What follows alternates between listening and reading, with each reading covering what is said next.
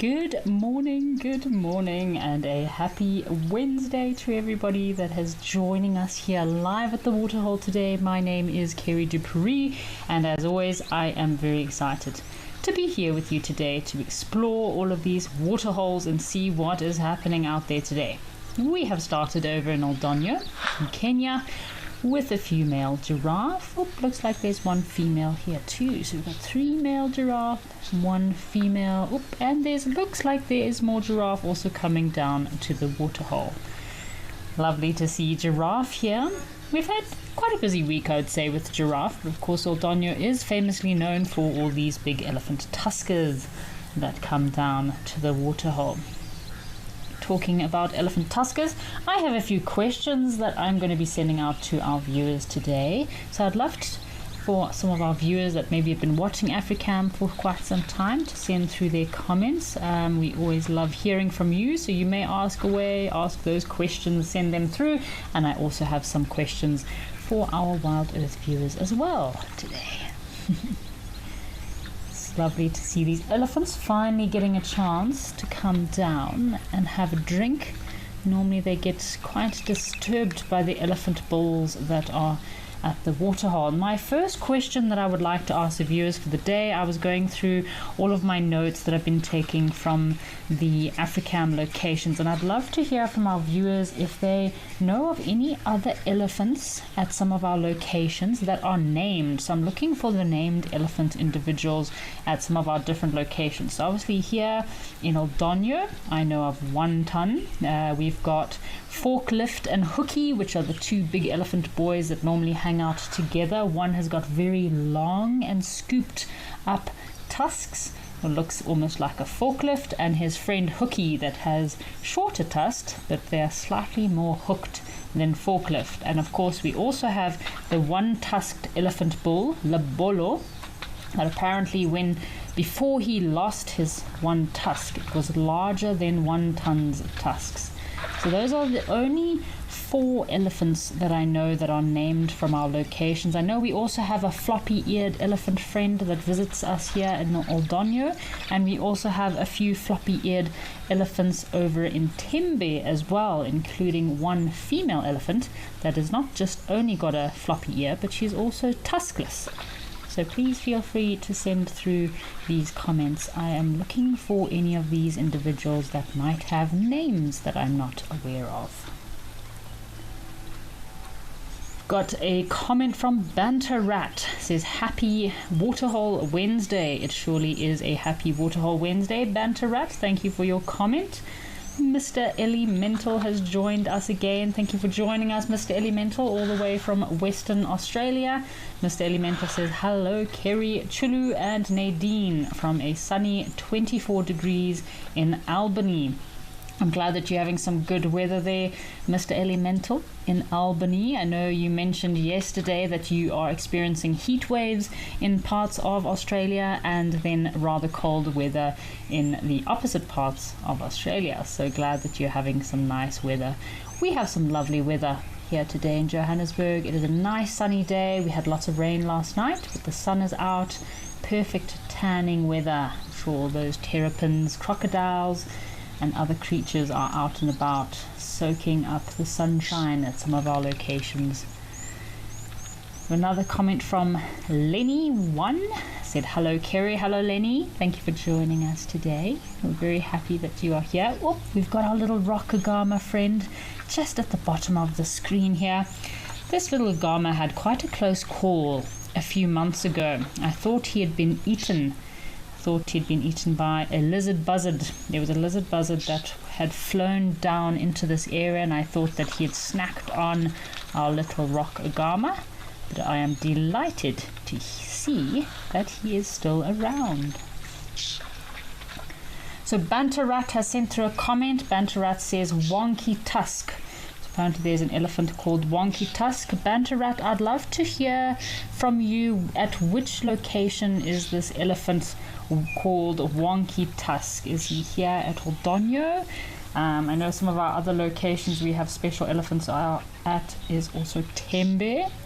And there was an interesting elephant bull we saw the other day at Lentore. I've called him Big Boy, but if anyone else would like to name him, if you were with me yesterday, we had a massive elephant bull. Very big boy indeed. He had very tatty ears, missing one tusk, and then a very short tusk on his left side.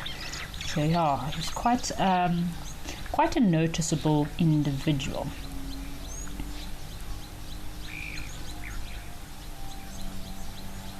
So we have a question from Shantira, is asking, are there specific elephant families that are well known around Old Donyo?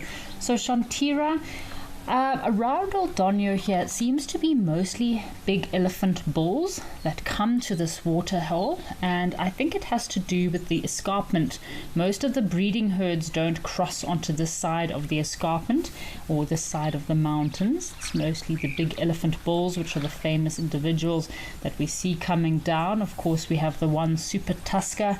His name is One Ton. He does frequent this waterhole from time to time. If he's in the area, normally every 7 to 10 days we might see him. I don't know if he's been seen recently, but always great to see these big elephant tuskers around. But I do like the change of scenery. It is lovely to marvel at these incredibly tall giraffes as they come down for their morning drink. Spas Inkov has sent through his comment about, hello Kerry, yes, floppy ear and no tusk. Also thanks for messaging me about the elephants. Hello to Chulu and Nadine from Spas Inkov. Thank you for your comment there.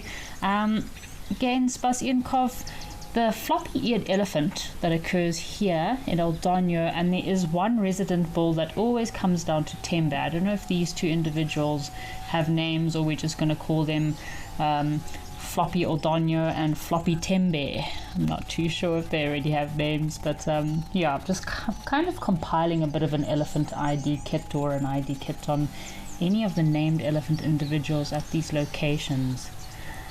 Have a look at these giraffes.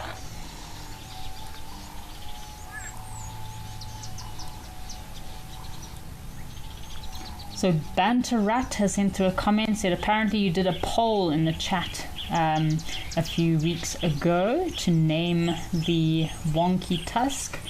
I think if it's the elephant I remember, Banterat, it must be here at Old Donyo. Could have been the individual that we named Wonky Tusk. Definitely did have quite a wonky tusk on him. It's all these interesting features that do help us identify these individuals. Whoa, okay, the comments are coming through in full force. Let me catch up here. So we've got Leopard Lovers also sent through a comment saying happy day, also from Western Australia. Nice weather now in Perth. Leopard Lover, I'm glad you're having good weather in Perth. We are having great weather here in Johannesburg. It's always good to see the sunshine. Melanistic Marble has also sent a comment. Has Kerry mentioned the Ellie herd from last night? I was just watching a really small calf amongst them. So Melanistic Marble, no, I haven't mentioned anything about the elephant calf or elephant herd from last night. All I saw, African did post a video of some tree climbing lions over at Nguma in Namibia, which we will chat about later. Always great to see this nocturnal activity here on the cameras. So much happening at night. Snazzy Fries has sent through a comment. Hi Kerry, I was wondering what the hierarchy of giraffe is like. I don't know much about them. So Snazzy Fries, giraffe don't really have one solid group that they occur in. They normally form these kind of loose aggregations or loose family groups, so they'll move from one group to the next. You can find bulls by themselves. You can also find females form these very loose associations. They don't always stay in the same group for long periods at a time. Got another comment from Moonlight at Midnight. Says, good morning Kerry from a cold but dry UK. Looking forward to today's sightings. Moonlight at Midnight. Always looking forward to seeing what we can find out there. Peter says it's great to see these giraffe. And yes, Peter, I can't remember the last time I saw so many giraffe here at Oldonyo. And normally if there's too many elephants, or even just a few elephants at this waterhole, the giraffe don't get much of a chance to come down and have a drink. So it's so nice to see these giraffe very peacefully coming down to drink at the waterhole. I've got a comment from Ali. Ali says, hello, nice channel. We follow you from Tanzania. We notice that the animal sizes in Tanzania are smaller than what we normally see in SA. Any specific reason? Well, I think it depends on which particular species you're talking about, Ali. I also read up a lot about, for example, the Maasai ostrich, your reticulated giraffe, or your Maasai giraffe. I read up quite a bit before I went to Kenya, your lions that occur in Kenya. So even some of the similar species that you get from Southern Africa to Kenya might seem like they're a lot larger. Lions, I definitely think lions are a lot fatter and in very good condition in Kenya. So it will all depend on the habitat where they occur, and if there's an abundance of food available, that means they would be a bit larger. But while I was chatting to David, who's over at Governor's Camp, he was telling me about how some species are larger, but in general most species are, there might be a slight change in their weight or variation in their weight, but generally they are much of a muchness when it comes to the weight. But the lions, I did notice lions are much bigger.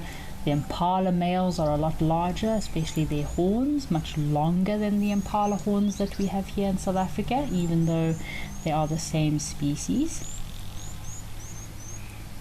Got another comment from Mr. Elemental, says, I think one was called Twisty because one tusk was pointed downwards here at Oldonyo. Okay, thank you so much, Mr. Elemental. I will definitely take note of that, put it down in my notes, and I think I do remember there was an individual called Twisty or Twister or something along those lines. So thank you so much for the assistance on that information. Just peacefully watching these giraffe come down for a drink. Yesterday we did also have, what was here yesterday? We had eland here yesterday, if I'm not mistaken. Some nice herd of eland that came down for a drink. Oh, and of course zebra. Nice to see those zebra coming down. Got a question here from Howder, is asking, are there any super tuskers or emerging tuskers frequently seen in this area recently? So Howder, not that I'm aware of. I have not seen any photos or had any information or confirmed super tuskers that might have been seen within this area. I mean, that's why these super tuskers are so rare, because there's not many of them left. Some of these bulls have tusks that can weigh up to 40 to 45 kilograms or over 100 pounds. So it's not many genes of these big super tuskers left. But hopefully, if we're lucky, our super tusker 1 ton might come and visit us sometime soon. See, some of these male giraffe have huge lumps on their heads, probably from fighting. Alrighty folks, it's been lovely watching our giraffe here in Oldonyo, but why don't we go and check out one of our other locations in Kenya, see what's happening over in Lentor.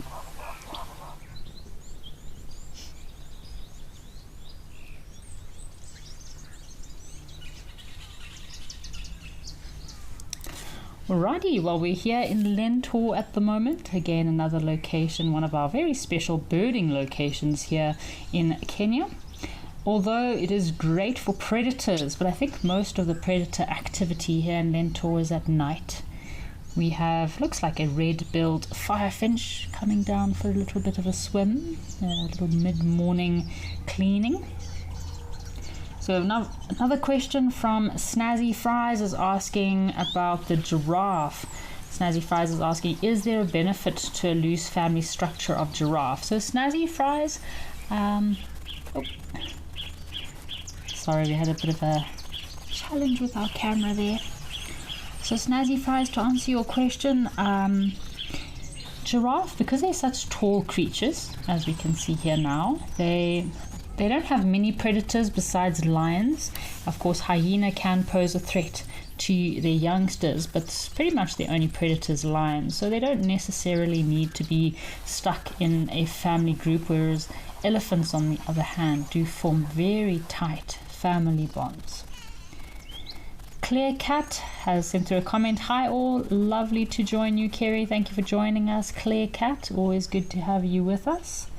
Precious has sent through a comment. Hi, are these the only animals you have here? So Precious, no, we have quite a variety of different animals that come down to the waterhole here in Oldonyo over in Kenya. We're talking about the nocturnal creatures that come down. So there are lions that do come to this waterhole. I've seen videos of cheetah coming down.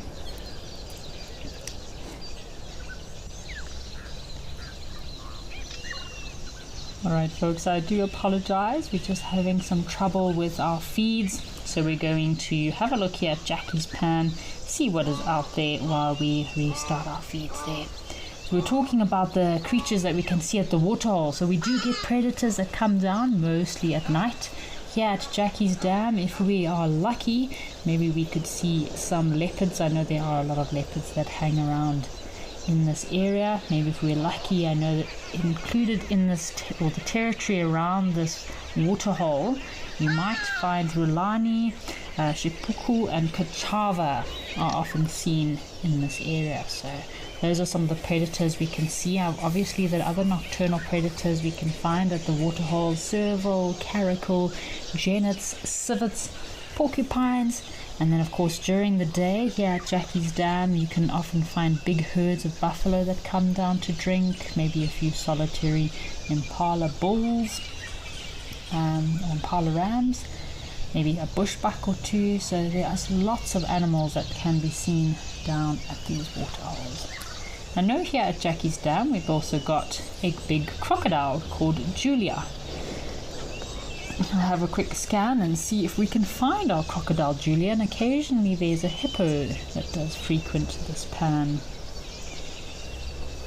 So Claire Cat is asking about what the name or the collective name of giraffe. So it's quite interesting and I love it, the name of these giraffes. So if they're in one area, they're known as a tower of giraffe, and if they are moving, they are known as a journey of giraffe, traveling through the open savannas. Yesterday we were chatting quite a lot about the rainy season and all the interesting fruit that start popping up after the rains, fruit and flowers, the Scodoxus lilies, your fireballs, lots of morning glories. It's just such a festive time of the year. The bush just comes alive with greenery, lots of fruit, lots of flowers. Oh, we've got a terrapin, little terrapin sunning himself, and a hammerkop. Hammerkops are one of the birds with the largest nests in Africa. We were chatting about that yesterday. I mean, of course, the sociable weaver, I think, takes the cake for the largest nest in Africa, although it is not one nest for one species, it's one bird. The sociable weavers, you can have many birds nesting in the same nest, but it is one giant nest up in these trees. And we have also got some Egyptian geese that have come down. I wonder where they've come from. Maybe they've walked from another waterhole. Egyptian geese will walk from one waterhole to the next when they're drying up. Alrighty folks, we have got some action at our camera, so let's head across to Mawela in Botswana, see what's happening out there.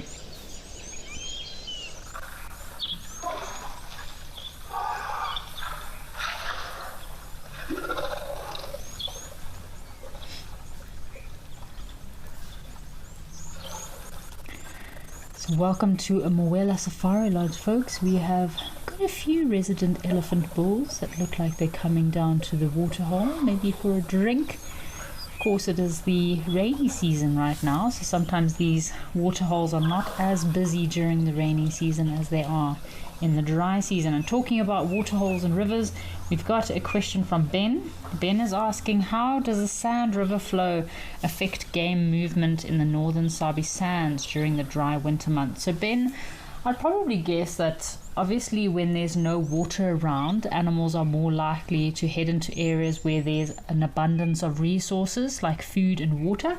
So as the sand river dries up in particular areas, it will definitely push animals further up or downstream depending on where the water is. Just like these elephants will move into this area to get water, and in the dry season elephants will generally avoid areas where there's not too much water. So it's kind of like a little treasure hunt for these elephants or all animals during the dry season. They're constantly looking for areas where there's available abundance of food as well as water.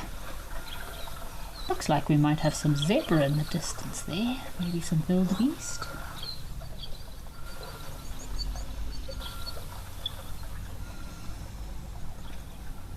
We've got a question here from Luella, is asking which lion pride currently controls this area. So Luella, I'm not too sure about the lion pride structure within this area. If anyone has got any knowledge on Moella and their lion pride structure, please feel free to send through. I'd love to find out more about the lions that occur in this area. I've actually never seen lions here before. Just because you don't see them does not mean that they are not there. There's definitely a very high lion population in Botswana, especially around areas like this, perfect open areas for them for hunting. Lots of wildlife, especially during the migration season when all the zebra and wildebeest herds are moving through this area.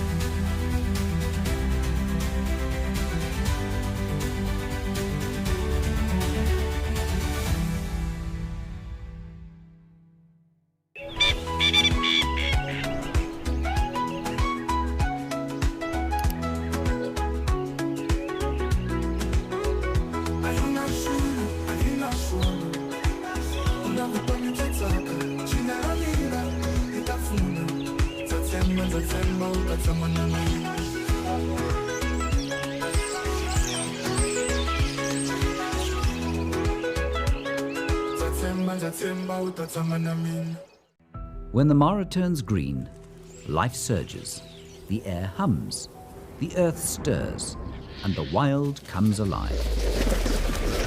Here, the wonder never ends. It just changes color. Every storm, every sunrise, every sweeping vista is an expression of wild magic. Visit the Masai Mara. Experience the magic.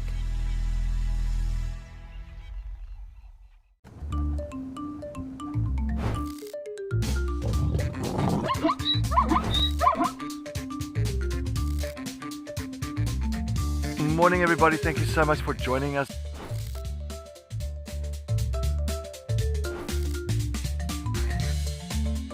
Wow, that was amazing everybody.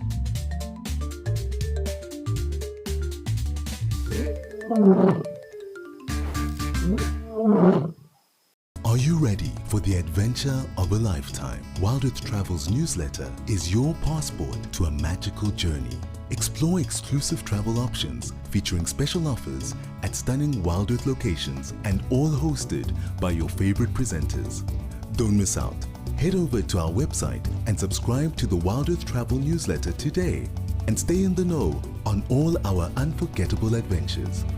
Wild Earth Travel, where Africa comes alive.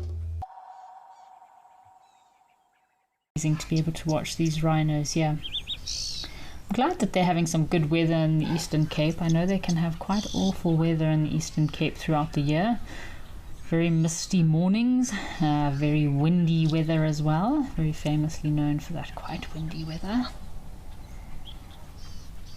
Snazzy Fries is asking a question about elephants and how elephants break their tusks. So Snazzy Fries, so often elephants will break their tusks when fighting with other bulls, just like rhinos, for example. Rhinos can also break their horns when fighting with other individuals, but elephants can also break their tusks while they are feeding. So I mean, imagine elephants often push trees over. They use their tusks as tools to modify vegetation, to strip bark. So they are used quite a lot by these elephants for feeding purposes, and while they're doing so, they often get lots of chips and cracks, especially in places like Namibia where the temperature is very dry, very hot. They are prone to getting very cracked tusks, and then it's quite easy for their tusks to break off. Generally, if they break off just a small piece or at the tip of the tusk, it's not necessarily painful for them. It's just like when you break a nail.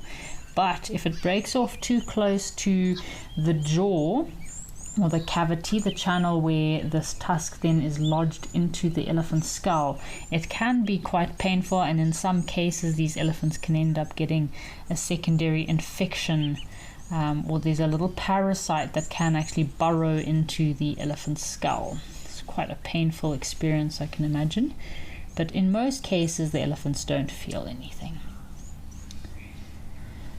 Erica Oldno, thank you for joining us. Erica says, hello Kerry, from a lovely day in Cape Town. You have just joined us. Thanks for joining us, Erica. We started over in Old Donyo today with some elephants. We've also been exploring and checking out Jackie's Pan.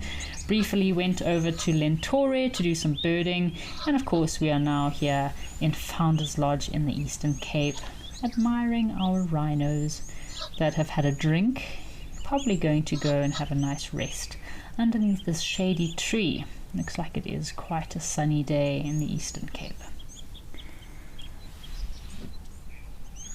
So Chris Hammersley is asking, can Egyptian geese fly? Yes, Chris, Egyptian geese can fly, although when they have their little goslings, they'll often walk because their little goslings cannot fly until they're fully fledged. So that's, I would say, between 2.5 to 3 months is when their young can actually start learning how to fly.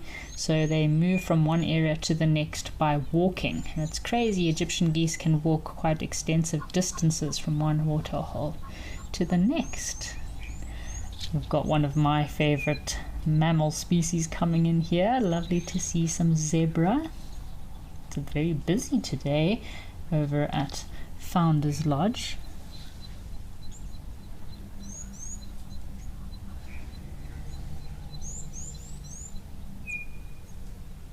Look at the zebra coming down to drink. I'm guessing the rest of the herd will also come down to drink soon.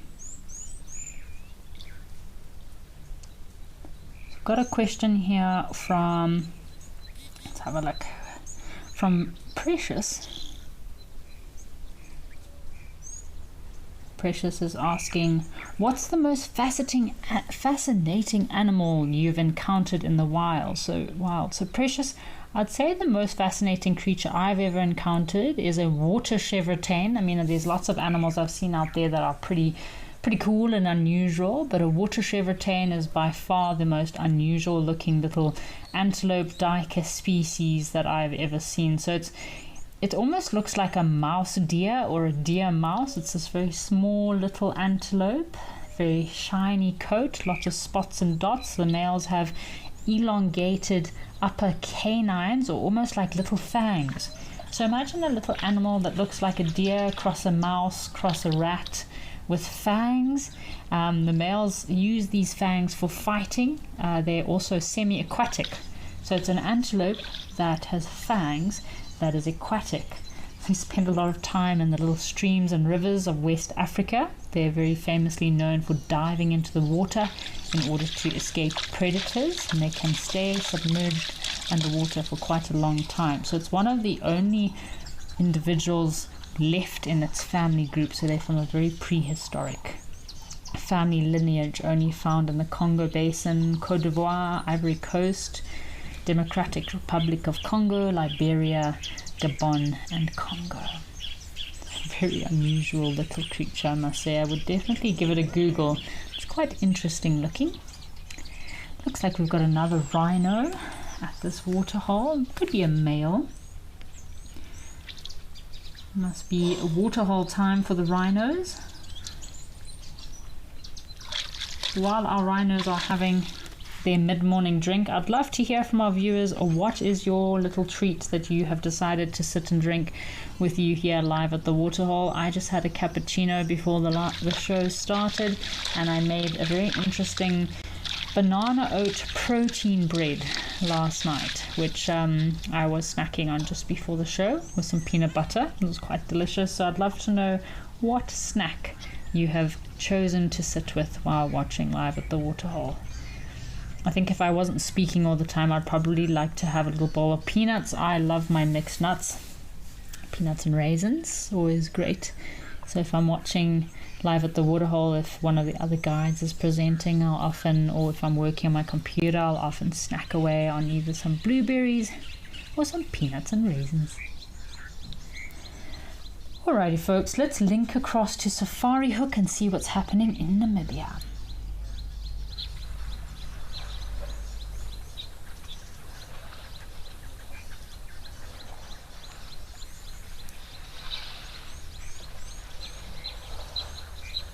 Ooh, have a look, what do we have here? It's an elephant bull at Safari Hook in the water. I don't think I've ever seen an elephant bull in the water here at Safari Hook, so it's quite an unusual sighting. I don't blame him, look how dry it is. Unfortunately here in Namibia, they have not received much rainfall yet. Some areas of Namibia don't receive more than 200 mils of rain per year, which is extremely low. So it's not surprising this elephant bull has decided to come for a bit of a swim.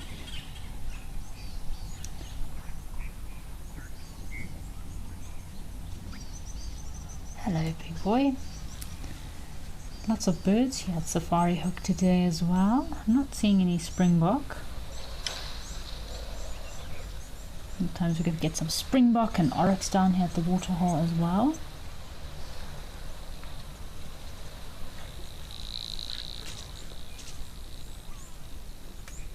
So Minnie is asking a question: what's the best time of day to use the underwater hide for close-up rhino and buffalo sightings at a waterhole? So Minnie, if you are looking to find these big game, I would definitely suggest midday. Midday is always a good time to come at live to watch or sit at a waterhole, or obviously also late afternoon, so at the hottest time of the day. And at the end of the day is generally quite a busy time at the waterhole when temperatures are high. It's a good time to also find some of these large mammals, maybe mud bathing as well. Oh, there's our springbok.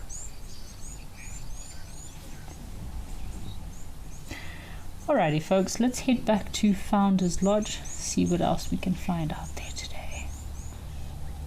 Oh, it's a Kori bustard.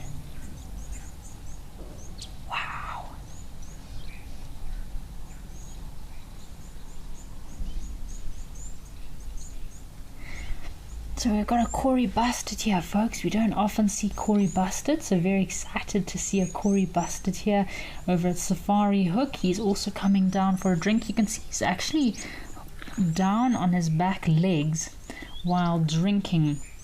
So Kori bustards are found in these very open grassland areas from Botswana, Namibia, South Africa, Tanzania, as well as Kenya, and they are classified as the heaviest flying bird. They weigh up to about 20 kilograms. Some big males even 22 kilograms. Females are weighing about 6 to 7 kilograms, and they are about between 100 to 135 centimeters high. It's an incredible bird, very special to see them. They're normally ground dwelling, so they'll spend a lot of time on the ground moving through these open grassland areas looking for food. and they will feed on anything between insects, grasshoppers, beetles, reptiles, small mammals, seeds, berries, and even flowers. They can also be seen at kill sites very occasionally, and the males have a very elaborate mating display that they use for the females. It's a very special sighting here, folks. I do love these Cory bustards. You can see generally when they nest, they will nest on the ground. They will make a small scraping in the ground, lay between 1 to 2 eggs. The female will raise her chicks alone without the male's assistance. And unfortunately, they do succumb to quite a few predators like jackal, mongoose, large birds of prey. The adults are often hunted by predators like lions, leopard, and even cheetah. Very, very cool sighting today to see this. It's probably I think it's my first Cory bustard here on Live at the Waterhole. How amazing. You get lots of Cory bustards in Wangi National Park, but I've not seen one yet. You'd probably see at the Hyde camera would be your best bet to see a Cory bustard, maybe if you're lucky at Wangi Safari Lodge.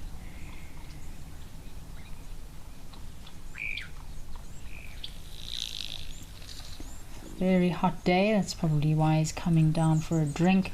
Shame, all these birds and animals are waiting for the rains to also arrive in Namibia. You can see it's very dry at the moment. We've got a question from Willow. Willow, thanks for joining us today. Willow's asking, are the desert elephants digging deeper wells in the dry riverbeds this year than ever before? So Willow, I do know that obviously it has been a very long dry season. I know, for example, the Fish River Canyon, which is normally a very famously hiked and cycled canyon here over in Namibia. Some hikers actually cancelled their hikes for last year. I know Marcel's very big into his hiking. I know he also does the Fish River Canyon, but they actually cancelled their hike because there was just no water down in the canyon. So I would say probably these elephants are digging quite deeper than they would normally dig, especially with the limited availability of water. I mean, these desert adapted elephants, it's incredible how they can go very long distances without digging. But yeah, with the very low rainfall that they've had in Namibia, I would definitely say those elephants are digging a lot deeper this year than they would normally. It's amazing, once these elephants have dug these small wells in the riverbeds, they're also used by lots of other antelope and birds as well.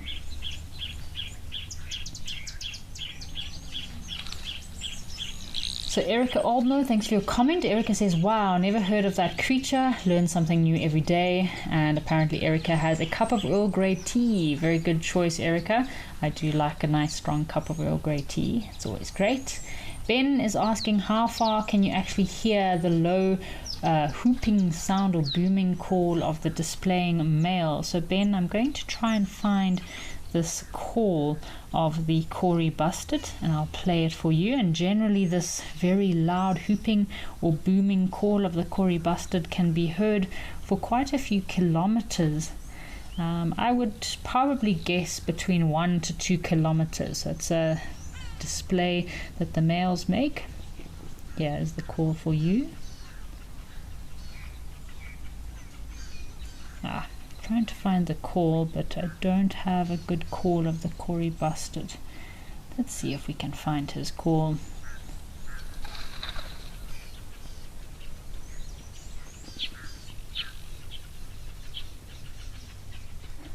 He looks very comfortable there, this Cory bustard.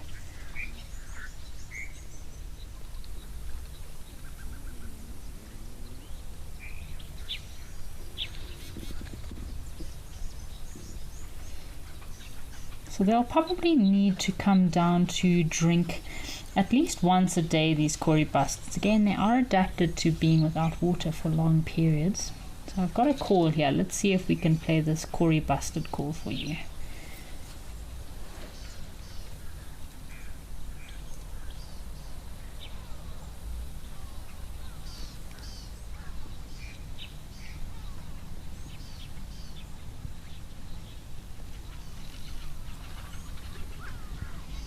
Oop, looks like we've got a giraffe that's come down to the waterhole and frightened away our poor Cory bustard. Sorry, I was trying to play the call for you. It is just a very deep booming sound. Can also be very similar to that of a lion. I know some people have confused a Cory bustard call with a lion. They'll also call early hours of the morning and evening. Got a very handsome and dark male giraffe that's come down to the waterhole.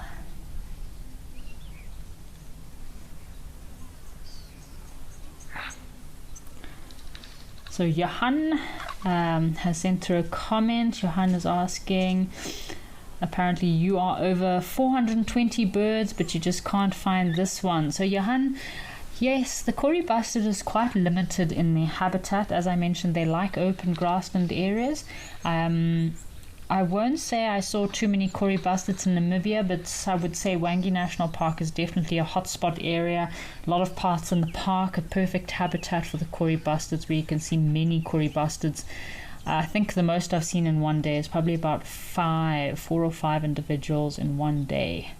Yes, and I agree with you, Johan. These Cory bustards are very interesting birds.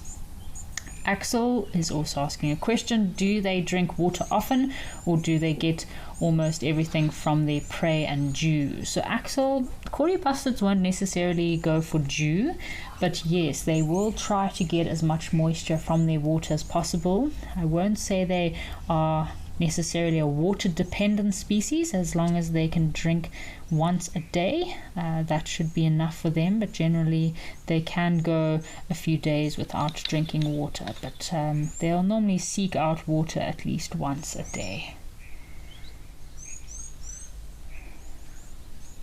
So Levi and Ezekiel are asking, do you get Cory bustard in Botswana? Apparently you're going in May. And yes, Ezekiel, you can look out for some Cory bustard in some parts of Botswana. Although their distribution is quite limited in Botswana, you can look out for that Cory bustard. Maybe if you're lucky in some open grasslands. Here we also have our resident woolly neck stork. That looks like he is having a very busy morning hunting, looking for his morning breakfast. Levi and Ezekiel are apparently having a lovely apple juice. I hope you're enjoying your apple juice there. I'm not the biggest fan of apple juice, but I hope you're enjoying your apple juice. Why don't we head back to Oldonyo, folks, see what else is happening in Kenya.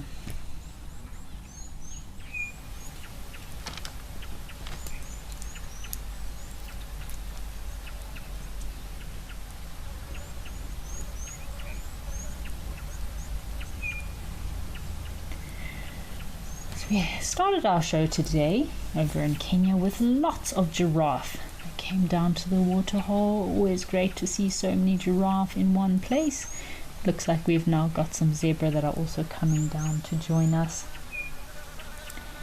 As we're talking about Cory bustards and Wangi National Park, I see the Hide has just compiled a bit of a highlight clip of some of their favorite Africam moments. So if you would like to go and see some of the top moments of the year from the Hide in Wangi National Park, I did share their story onto my Instagram, or you can also go and check on the Africam Instagram page. There's a lot of awesome highlights from the Hide, all in just a couple of minutes. You can see what animals come down to that waterhole. Very special. I'm hoping we might get to see our secretary birds. Maybe they'll come down.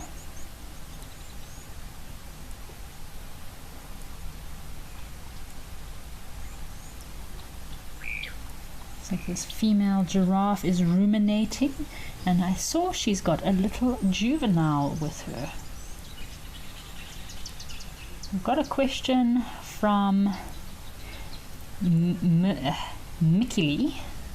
Sorry if I pronounced that wrong, is asking, Mikili8865 is asking, what kind of giraffe is this? So this will be your Maasai giraffe.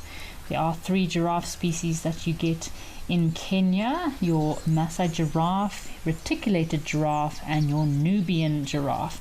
But you do get Rothschild or Nubian, was formerly known as Rothschild giraffe. They do form part of the northern giraffe species, so it's more north of the Mara or northern Kenya. But the Maasai giraffe is one of the most prominently and commonly found species across Kenya, especially southern and central Kenya, in these open savannas and woodland areas. Oh, look at this young giraffe. I think this little giraffe is taking a bit of a break. I don't blame it. Looks like it's a hot day over in Aldonio.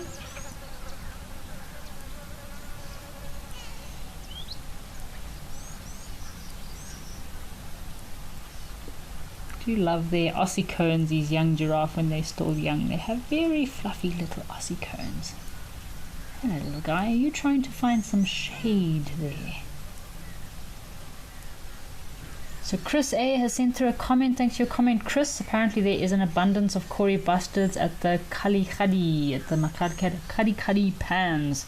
Well, that's always a bit of a tongue twister, that one. So yeah, that'll be a great place to find some Kori bustards. Nice open areas, perfect hunting grounds for them. And these Kori bustards normally occur singly or in pairs. They do form monogamous pairs. So generally, if you find one, you'll normally find the other individual. As we mentioned, it's always a lovely sound to hear Kori bustards as well as your korhans calling in the bush. Alrighty folks, let's head back across to Safari Hook, see what else is happening in Namibia.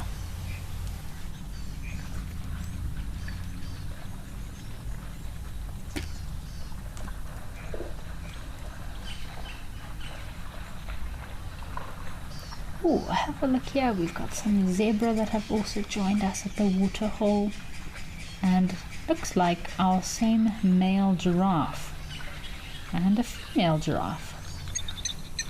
You can tell the difference between these giraffe, male and female, depending on the Aussie cones, although this male giraffe does have quite thin Aussie cones, which is quite unusual.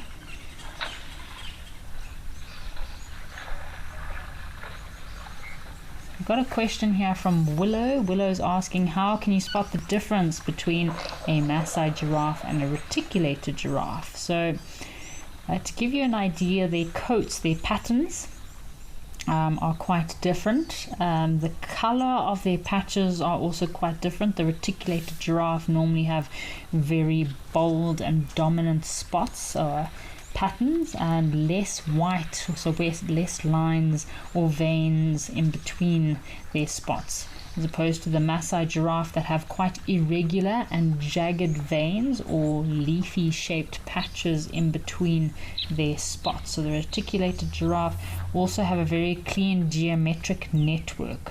These very large very large spots with bright white lines, but very thin lines in between their spots. Almost looks a bit like a honeycomb or a net.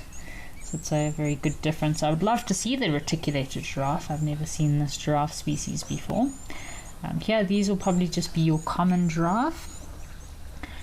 It's always great to see giraffe here at Safari Hook. I imagine they have to travel quite a distance to find food. Look, there's not much food around for these giraffe. So Spasienkov is asking, I wonder if there's any fish in this pan for the spoonbills. So Spasienkov, there's probably not too many fish within this little pan. There might be a few very little tilapia, I would guess, maybe some frogs. Little tadpoles. That's probably what our black stork is coming for. But yeah, it does surprise you when you do find fish in these small pans, but most likely it'll just be little fish that occur in these rather small pans.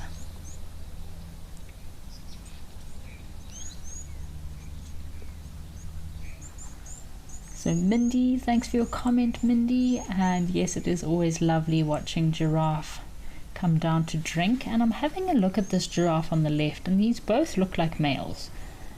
But it's quite unusual because their ossicones are not very prominent. They're not very thick, so generally the males have bald ossicones at the top. That's from years and years of fighting with other males. They're quite thicker. They often point outwards or curve outwards, as opposed to the females that curve inwards. They're very narrow, and of course females' ossicones are quite fluffy on the top of the ossicones. So we're talking about earlier the nightlife at Africam and some of the cameras in these locations and all the creatures that come out at night. Oh, we've got some namakwa doves here.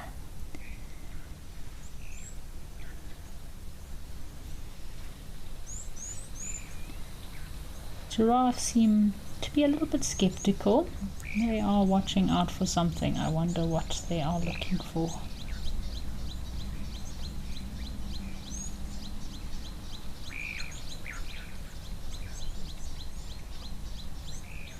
Interesting. Anyway, we've got some more questions. We've got a question here from Mikili8865 is asking, where is this waterhole located? So Safari Hook is located in Namibia, and as far as I'm concerned, I think it's located within Etosha Heights Private Reserve in Namibia. So it offers a very high-end experience for game viewing, pristine wilderness areas, this particular reserve, so Etosha Heights Private Reserve, is about 60,000 hectares of private reserve, which is adjacent to Etosha National Park. So I'm sure a lot of our viewers know of Etosha. It's one of Namibia's top wildlife destinations, situated in the northwestern part of Namibia. So it does provide stunning views of these open plains and rolling hills, as well as the salt pans. You do get the big five in this area. It's a great opportunity to see the big five, as well as black and white rhino. I think you could be pretty cool sighting. I think seeing rhino at night, you might get more chances of seeing a black rhino coming down to this waterhole at night or very early hours of the morning.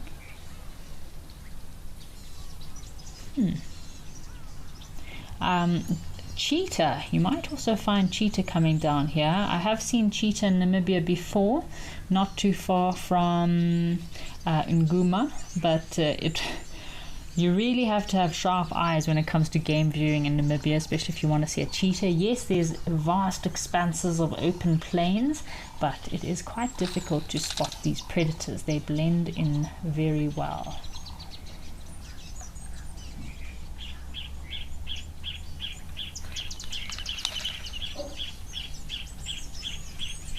We've got another question here from Honey Badger, and Honey Badger is asking, why was a reticulated giraffe named reticulated? Honey Badger, that is a very good question. I'm not too sure, but I would probably guess one of the reasons for the name is because of so it's been more accurately reclassified. So the new scientific evidence about these giraffe diversifying does sometimes reclassify these species. So for many decades, all giraffe across Africa were lumped into one species, Giraffa cameliopardalis, with a number of subspecies. Now I believe there is 4 subspecies of giraffe, if I'm not mistaken. And for me, the reticulated giraffe is one of the more obvious and prominent individuals that you can notice the difference. The other giraffe species, I find it quite difficult to notice the difference. Maasai giraffe generally tend to have a lot more white in color, or can be a lot lighter, but they do look very similar to the common giraffe. So our elephant bull has come back, or it could be another elephant bull. We've also got 2 teals. I'm guessing these are most likely our red-billed teals, and there was some oryx springbok and more namakwa doves coming down for a drink. Shame, it looks like quite a hot day.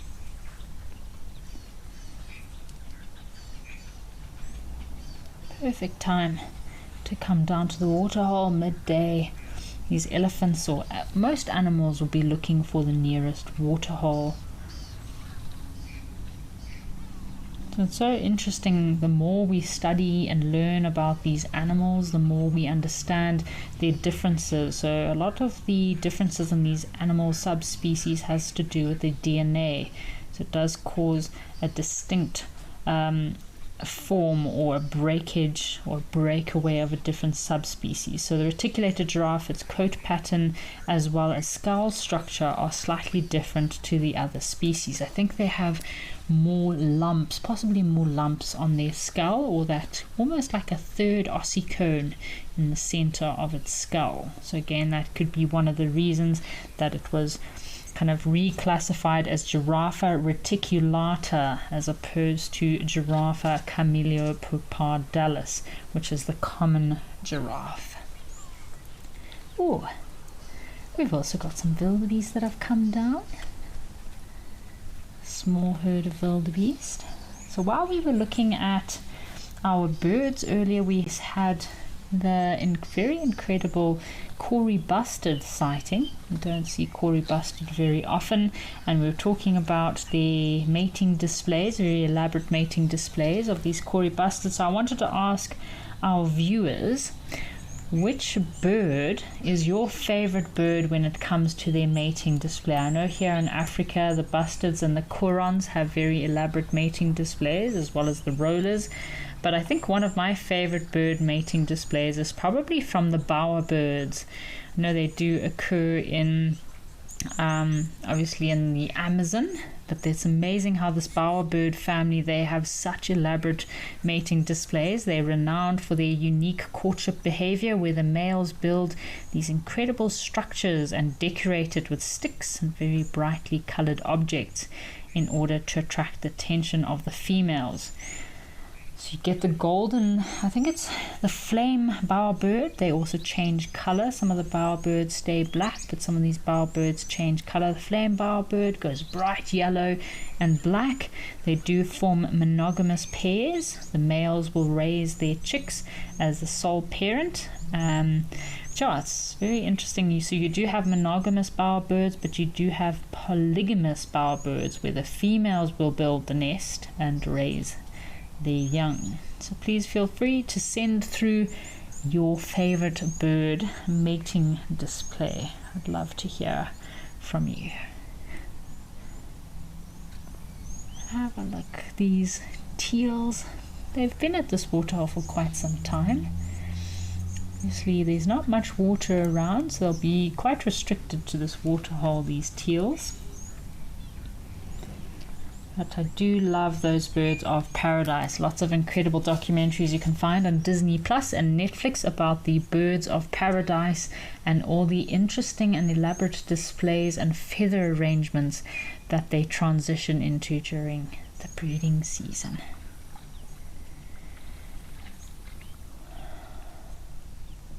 This elephant seems quite nice and relaxed. He's just resting in the water, cooling his feet down, resting his trunk a little bit. He's probably a solitary bull. Alrighty folks, let's head across to Founder's Lodge, see what else is happening out there today.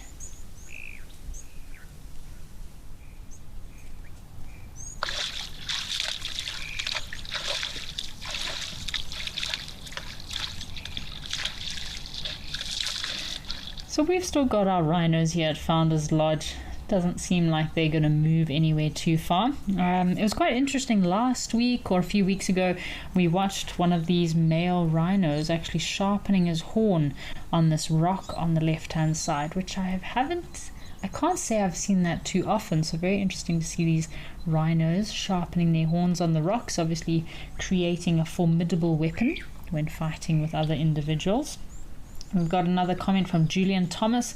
It says, hi everyone, reticulated means the markings resembling a net. So thanks so much for that, Julian Thomas. So we had a question earlier about the meaning of reticulated, or the reason of giraffe being split into different subgroups. So thanks very much for that. I do say the reticulated giraffe, their pattern does resemble that of a net. So thanks for all that info. We've also got a comment from Gayleen is asking, if a honey badger and a Tasmanian devil were to fight, who would win? Oh wow, that's a very, very good question. I think we must do a poll. Maybe we'll do a poll and see what our viewers think. If there was to be a fight between a honey badger and a Tasmanian devil, who would win? It's a very, very interesting question. My goodness, I mean, honey badgers do pack quite a strong punch. They're very resilient, but Tasmanian devils are also quite formidable little creatures. I'd love to see that fight. My goodness. You know, Tasmanian devils have a problem. There's a big disease or outbreak amongst that species where they get infected. Once they get bitten, or the saliva transmits between one individual to the next.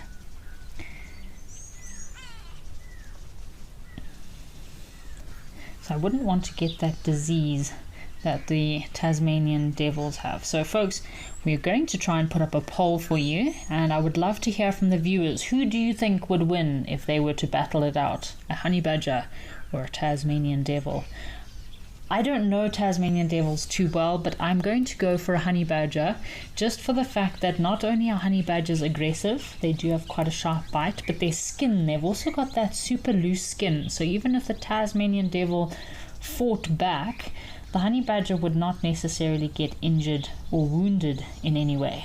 So go across to, I think it'll be on Twitter. You can go across to Twitter and please vote for which creature do you think would win. I'm going to vote for honey badger, just because of their tenacity that they have, and of course their skin. I don't think Tasmanian devil's skin is as strong as the skin of a honey badger.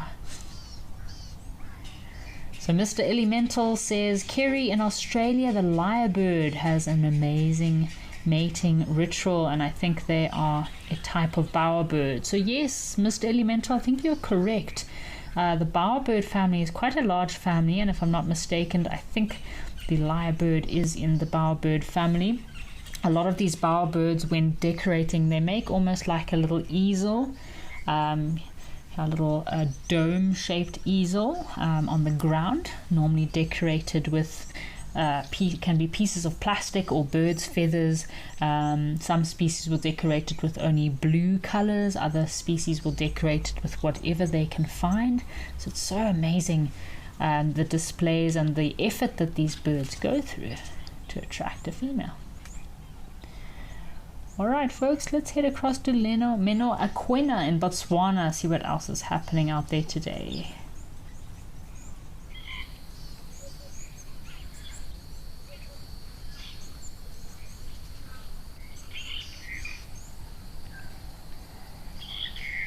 So we are here at Meno Aquena. We've got our resident elephant bulls. Seems like the same bunch that we've had here most days. Probably come down very similar time to the waterhole to have their morning drink. Mid-morning drink. Got some comments coming through. Julian Thomas says the bustards turn into a huge ball of white feathers when displaying. Yes, Julian Thomas, I know those Corey bustards. They are very bright and have lots of white feathers during the breeding season.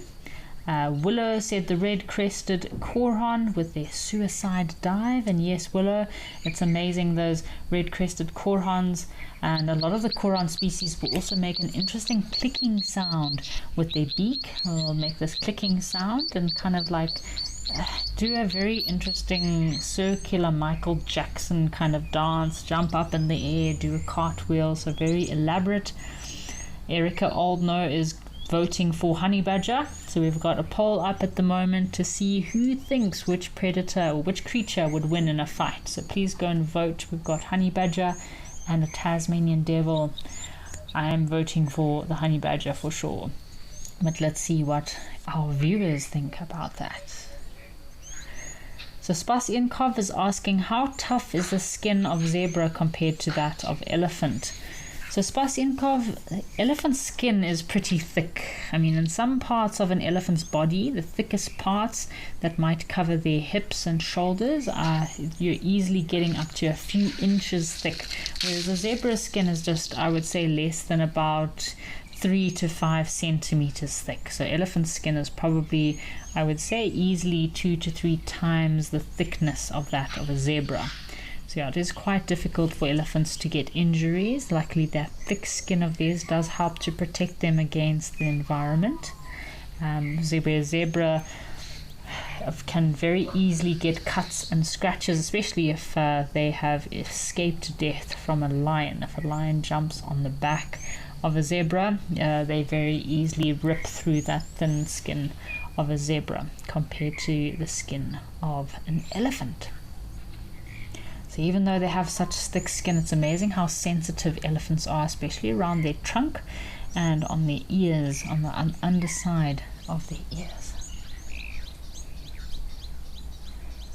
So Mindy is asking, I understand that they identify rhinos by notching their ears. Is there some universal notching system they use? So yes, Mindy, there is. The notching of rhino ears is it's almost like an ID number for these rhinos. Every different rhino has a different sequence or a different compilation of different kinds of notches on different parts of the ear. There is I think it's called Rotus, the rhino. It's almost like a database here in southern Africa, where every notched individual as well as their DNA is stored and collected in this giant database, and that's to monitor different bloodlines, different individuals on different reserves, and also so if there is ever a poaching incident and a rhino's horn is found or DNA is discovered, they can try to track that DNA and see where this individual comes from. So it's very important that you have these rhinos notched so that we know which individuals, where they came from. Obviously some rhinos have tracking devices that are implanted into their horns.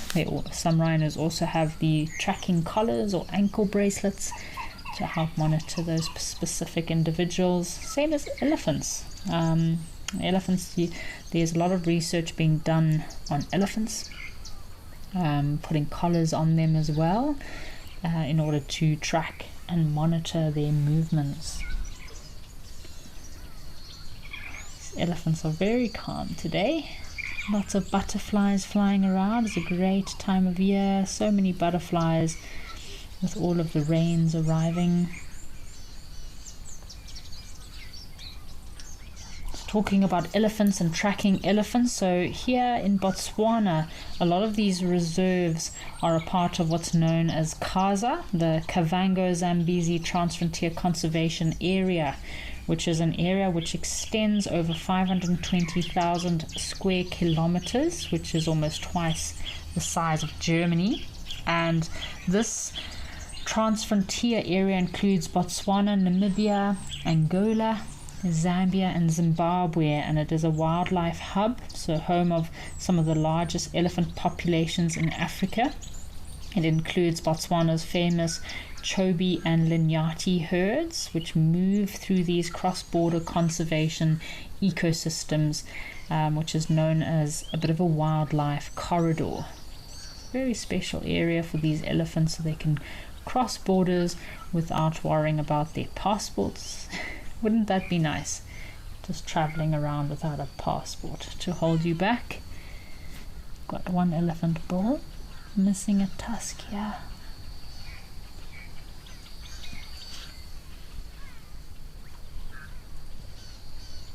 So Auli has sent through a comment saying, I think the display of peacocks is beautiful. So yes, Auli, of course, peacocks are quite elaborate birds. I love the beautiful blue and green colors of those male peacocks. Obviously they do put themselves in danger of being noticed by predators. I'm sure there's a lot of predators out there that would love to munch on a peacock, but yeah, the male peacock does have a very interesting and elaborate display for the female peahen.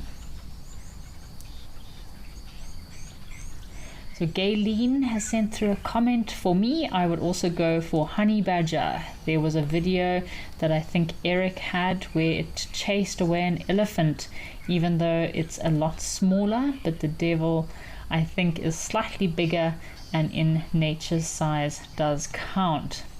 So yeah, Gayleen, honey badger, they're incredibly brave creatures, and yes, that video of a honey badger chasing an elephant was in Wangi National Park. I don't know if that honey badger survived. I did hear from some of the guides at that lodge, and they said that it did get up and very stumbled off, should we say. So there was an elephant, there were some guests watching an elephant at a pan very peacefully on its own, and from nowhere this honey badger came from the other side of the pan and ran straight towards this elephant bull, minding his own business, and just started attacking this elephant bull on the foot.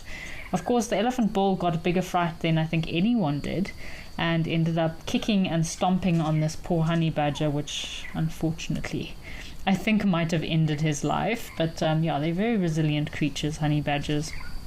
To give them a big yeah, I have a lot of respect for honey badgers.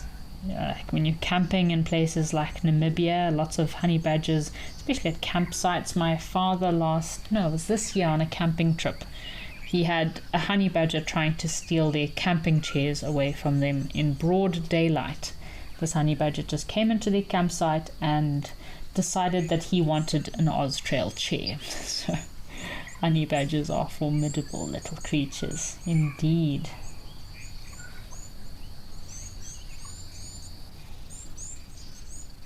So Mr. Elemental has sent through a comment about our debate we're currently having, who would win between a honey badger and a Tasmanian devil. Mr. Elemental says, I want to say Tasmanian devil, but from what I've heard, I think the honey badger would drive the Tasmanian devil away. Fun fact, the Tasmanian devil is a marsupial. So thanks very much for that, Mr. Elemental. Yeah, very interesting. Tasmanian devils, my goodness, yeah, I don't know much about Tasmanian devils, but I do think our African honey badger would win this one.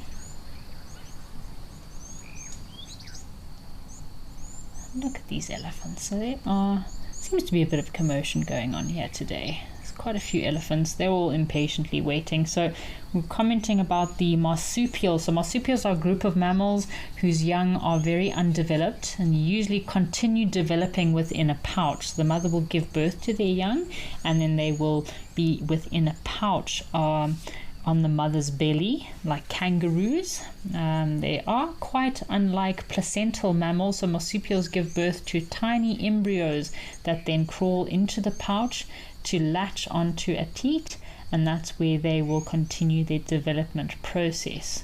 So the pouch is where they will stay for protection. Some species have a pouch that opens backwards, like the wombat, and the reproductive cycle is normally quite short, so a very short gestation period, and then they will be developed within this little pouch. So this family includes kangaroos, wallabies, koalas, wombats, Tasmanian devils, and opossums. Thank you so much for that, Mr. Elemental. Always interesting to learn about new mammal species.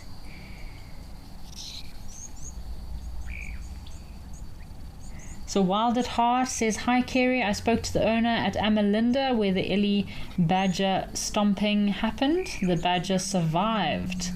So honey badger for the win, and honey badger is also the winner of our poll. So honey badger wins by far. 93% goes to our honey badger, which is the winner of the day.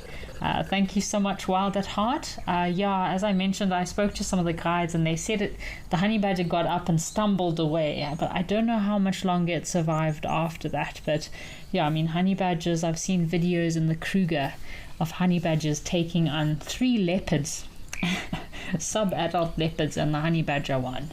They are fierce and formidable creatures. They've also got very sharp teeth, so you don't want to mess with a honey badger. I think they're a great totem animal. built for resilience. Alrighty folks, let's head back across to Safari Hook, see what else is happening in Namibia.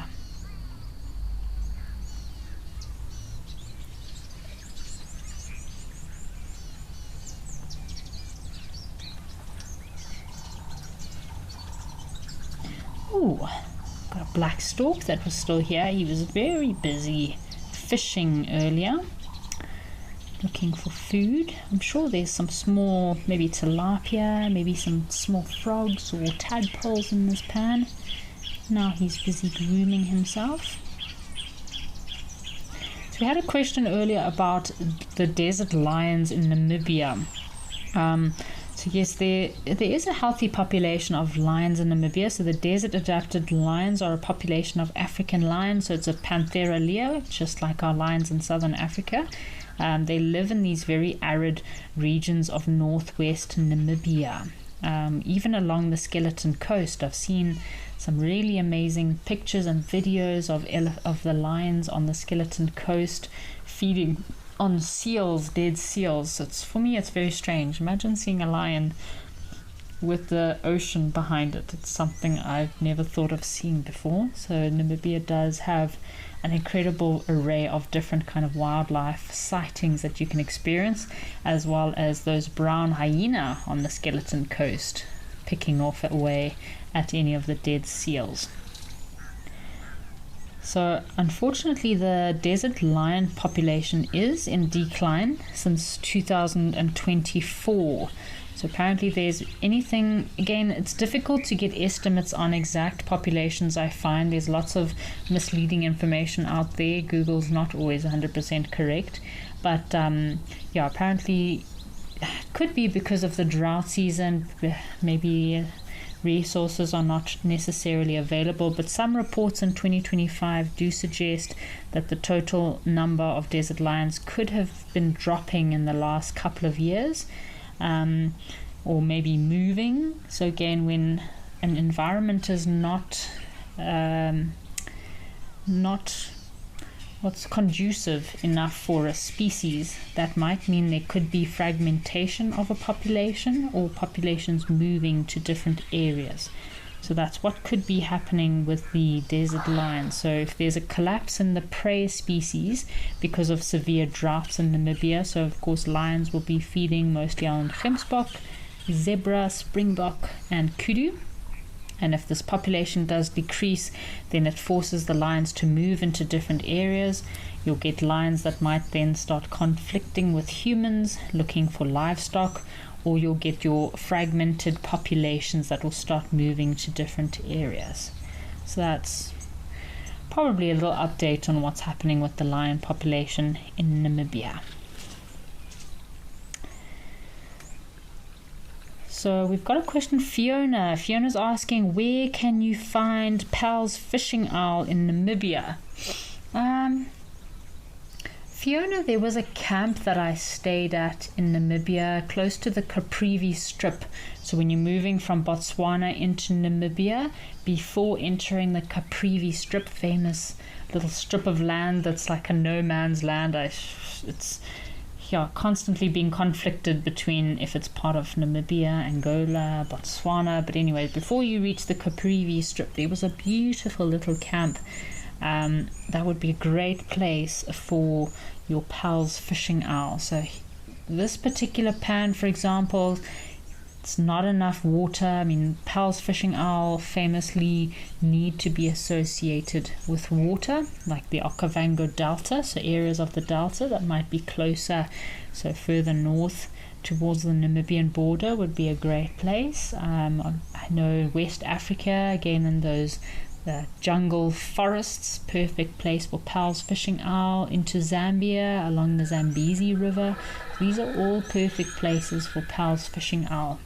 But I don't think it would be a very regularly seen species in Namibia, unlike our oryx.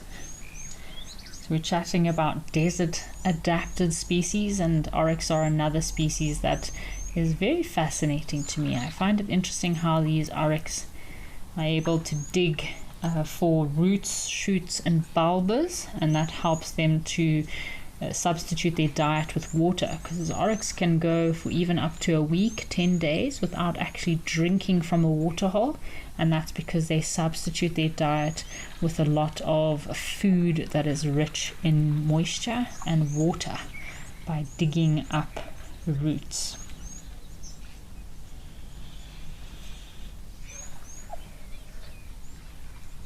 So Mindy is asking, are elephants bothered much by ticks and mosquitoes? I would think their skin would be too thick. So Mindy, yes, we were talking about giraffe or zebra skin versus skin of an elephant. And yes, elephant's skin is quite thick. In some areas, elephant skin can be between 3 to 5 inches. So very, very thick skin.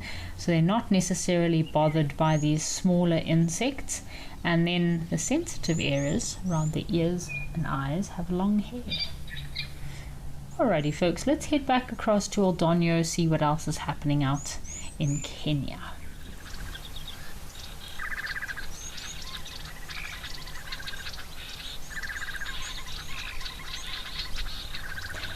Oh, have a look here.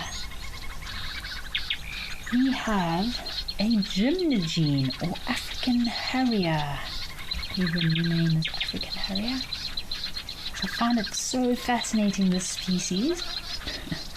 Have a look at the color of its face, is mostly yellow. So these particular birds, if they are sexually aroused or trying to impress a mate, or if they have any extreme changes in their mood or temperature, the skin on their face and legs does actually change. I've seen it happening right in front of my eyes. It's amazing to see. And again, this does happen, for example, with our rock agamas. Their skin color can also change depending on their mood, the heat, or if they are trying to attract a mate. Looks like our harrier's coming down for a drink. So lovely to see these birds of prey. Don't often see them coming down, but midday is a good time for these birds of prey to come down for a drink. Another interesting fact about these African harriers is that they have, I'd say, their prehensile joints, or their joints are able to dislocate, and that's so that they can stick their feet into tree trunks or legs into a tree trunk in order to rip out little chicks from their nest. So they do feed on other birds, smaller birds, and they do raid nests. Oh, have a look. Its skin is changing, folks. Look at that. You see its skin on its face was yellow, and now it's going to a very light pink color. Could be hot, or maybe it's alerted by something. It's a very strange looking bird, this harrier. Oh, there we go. It was stressed because there was an elephant coming to chase him away from his watering spot.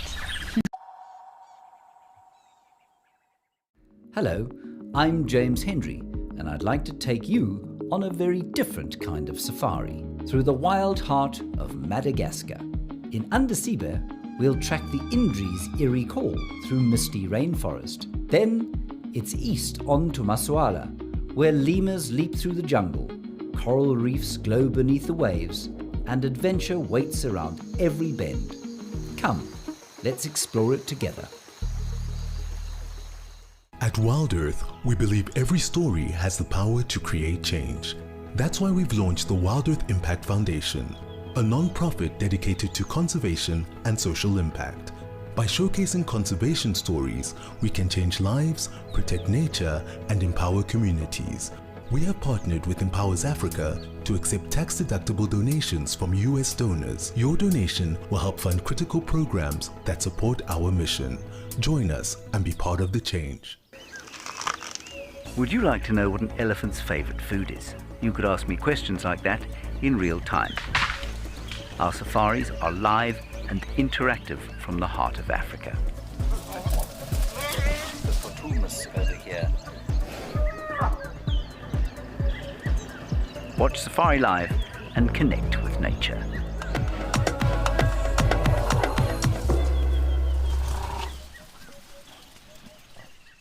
Join our expert guides at dawn for a live, immersive safari as the bush comes to life.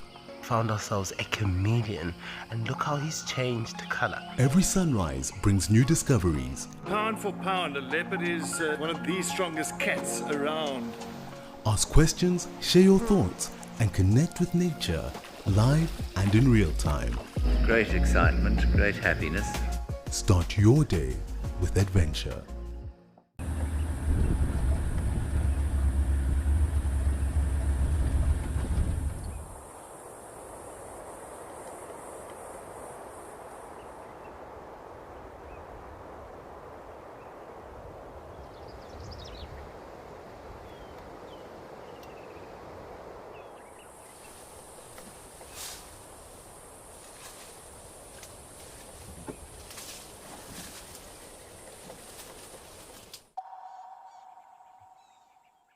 Anyone has more trustworthy information, please feel free to send that through.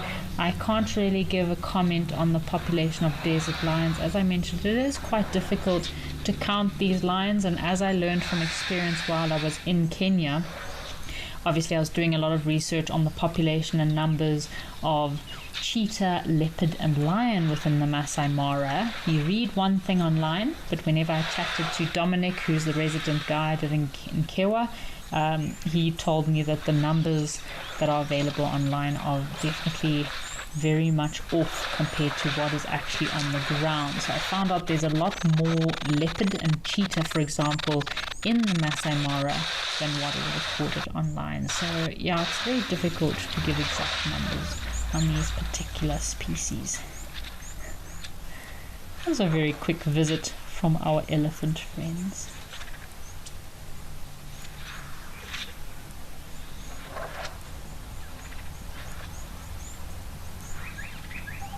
They haven't stayed very long, but nice to see the elephants coming through to enjoy themselves at the waterhole.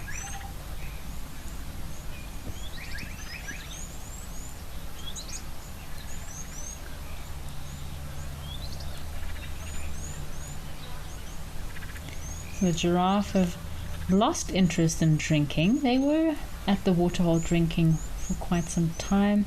Now they're just peacefully feeding around the waterhole, which, if it is a hot day, does benefit them, because at any moment, if they want to go back for a drink, they're very close to the waterhole. We've got our young giraffe just off on the left. It looks like the youngest individual amongst this group.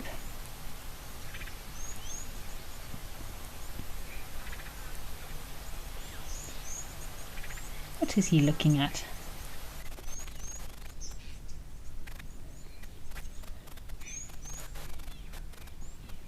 Often these young giraffe, they have very fluffy little ossicles. It takes a while for them to develop there.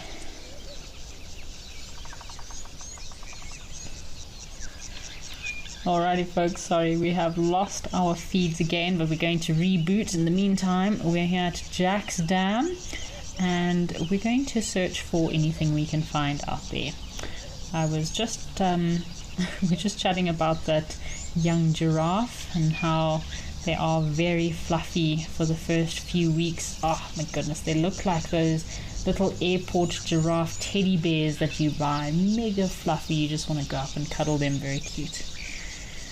While we're here at Jack's Dam, we can always keep a lookout for our crocodile, Julia, and our hippos. Maybe we might be lucky to see a hippo.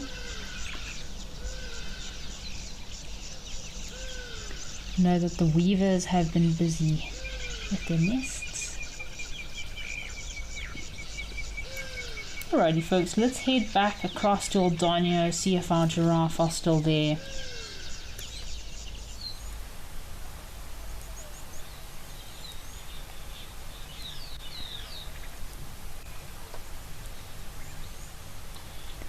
Yep, so our little giraffe is still around. We're chatting about the Rothschild giraffe.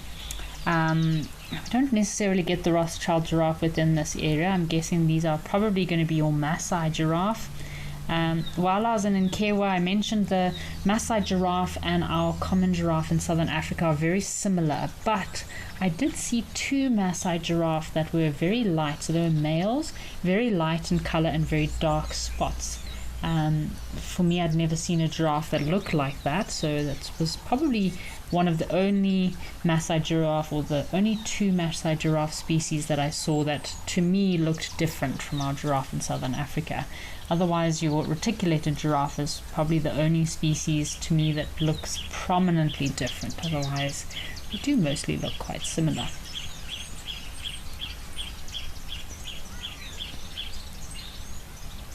So Leopard Lover says, I'd love to hug a baby giraffe. And Leopard Lover, I do agree with you. Some of these little baby giraffes just look mega fluffy. You just want to walk up to them and give them a giant fluffy hug. But I know we do often name some of these animals. We get quite closely attached to them and we know these specific individuals. But at the end of the day, they're still wild animals and we need to still treat them as that. Probably be kicked by the female giraffe if you did try to go and hug a small giraffe. Had a little baby zebra that was also coming in here. I do love baby zebra as well. Saw lots of baby zebra in Kenya, and I don't think I can ever see too many baby zebra. They are just adorable. Also very fluffy. Then they go through a bit of a teenage phase where they start losing their baby fluff and they look a bit scraggly.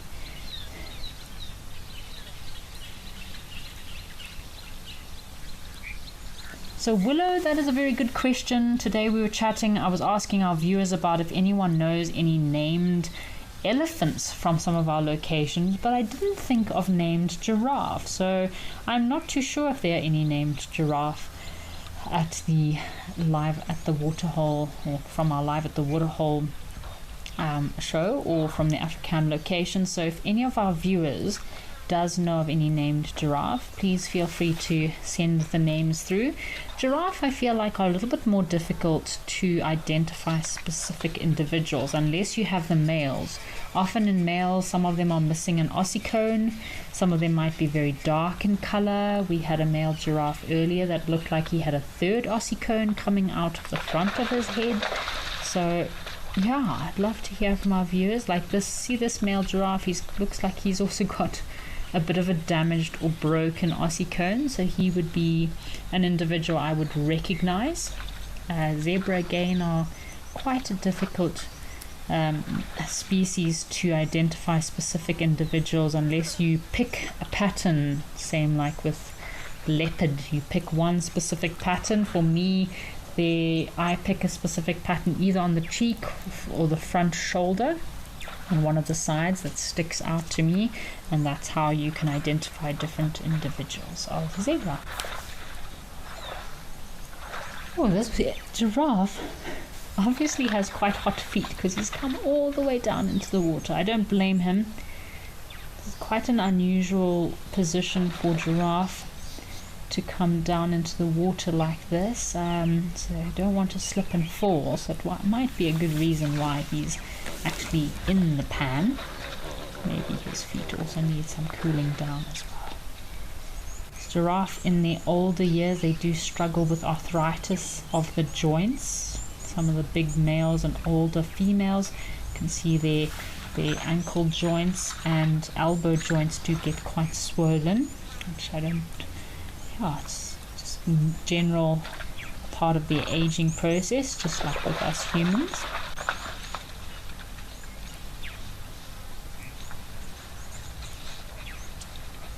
So Farley has asked a question, how does one get a totem animal? So Farley, generally the totem system is a very traditional part of the African culture.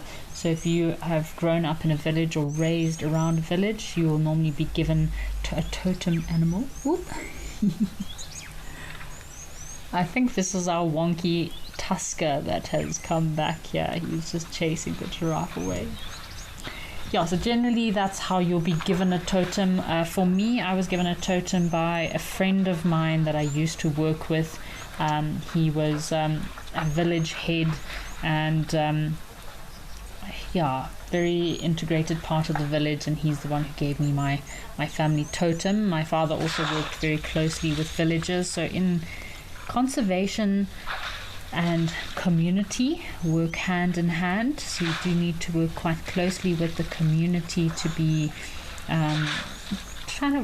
in order to raise awareness in the community. So a lot of these reserves and parks are surrounded by villages or have villages at the boundaries. So that's why it is so important to have a very good relationship with communities in the area of these conservation areas. So you work very closely with these communities, and the reason that totems for me I feel like are a very important part of conservation is because in theory you're not allowed to eat your animal. So whatever animal is your family's totem, you're not allowed to eat that animal. So if you have, for example, at the edge of this national park, you have, say, a small village, maybe there's 10 different families, that's 10 different totem animals that are not allowed to be eaten from the park should they exit the park and move into the communal area. So it's a very good way to protect these animals and to educate people on the different species that are out there.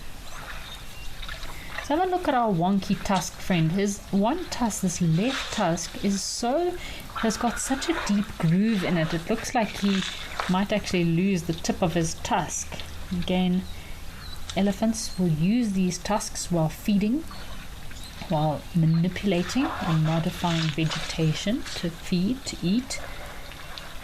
Have a look at that tusk. You do see it quite often, so you can also use these notches and grooves in an elephant's tusk to determine whether they are right or left side dominant.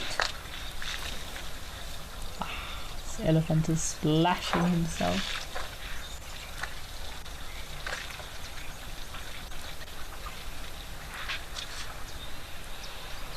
So special watching these elephant bulls. It's a nice hot day.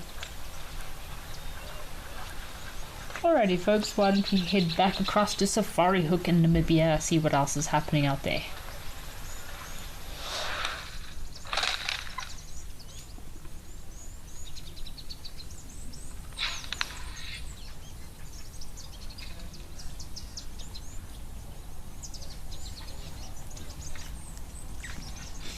Oh, we've got a few more elephant bulls that have come down to the waterhole, and this elephant has decided he's going to plonk himself right in the middle of this pan. I think if I was in Namibia, that is also probably where I would be. I've got a question here from Chrissy from the UK. Chrissy's asking, Kerry, is the butterfly population in various parts of Africa thriving or struggling? It's always lovely to see these butterflies. And Chrissy, so it sort of depends on which area. Some populations of butterflies in Africa are thriving. This elephant is giving himself a bit of a rub on the corner of the hide here. While other populations in Africa do struggle. So I feel like any populations around human populations do really struggle. As well because of habitat loss, of course, climate change, human pressure. So any areas that you have these protected open savanna areas, butterflies will do really, really well. So some common butterfly species that can be found in southern Africa, your swallowtails, your monarchs, your blue butterflies, often very abundant, your white-veined butterflies. They'll be following seasonal blooming. So especially now, the rainy season, lots of flowers are exploding, lots of swamps being formed, and these flowering plants do provide food for these butterflies. Oh, so we've got a blacksmith lapwing. Looks like, I would say probably, I don't think this is a cattle egret, I'd probably say it's an intermediate egret. And we also have a black-headed heron on the right. It's great to see a healthy population of birds here. So when we're talking about butterfly species, so butterflies that rely on tropical forests like the Congo Basin, as well as coastal regions in Kenya. So there's some coastal regions in Kenya that house huge forests, unfortunately are in the decline because of deforestation, logging, and of course land conversion. So any place that has been converted, the butterflies do suffer.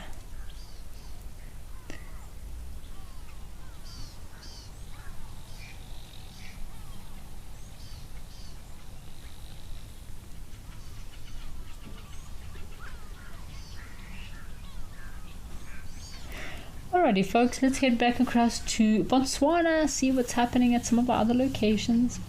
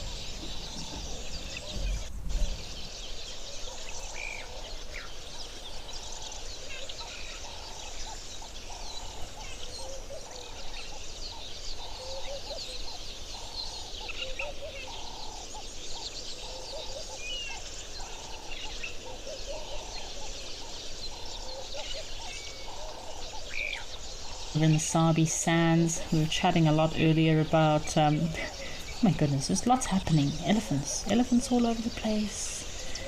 We've got some comments to catch up on, or some questions. Picasso is asking, hi Kerry, any elephant tusks grow? An elephant's tusk grows from upper incisors. Is there a dental plate or what? So just to give you a bit of an idea on the anatomy of an elephant, so elephant's tusks are actually modified upper incisors, and to give you a bit of a breakdown, so elephants have their tusks are enlarged upper incisors. Unlike normal incisors and other mammals, they keep growing throughout an elephant's life.